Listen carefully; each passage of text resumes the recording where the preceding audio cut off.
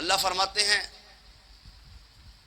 व अम्मा मन ऊतिया किताबहू बियमीनी, जिस बंदे को उसका नामा अमाल उसके सीधे हाथ में दे दिया गया,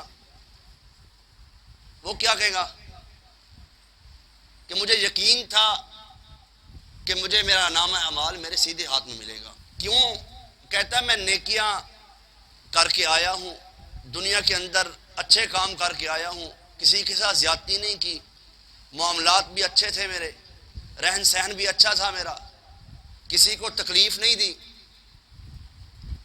तो उसको अपने बच्चा जब पेपर देकर बाहर निकलता है ना पेपर हॉल से, उसको पता चल जाता है कि मैं पास हूँ या फेल हूँ, उसे पता चल जाता है, बताने की ज़रूरत नहीं होती। बस एक रिज़ल्ट जो बाद में अनाउंस होता है वो उस पर एक और बात है, लेकिन बच्चे को या जिस बंदे ने पेपर दिया होता है उसे पता चल जाता है मैं पास हूँ या फेल हूँ।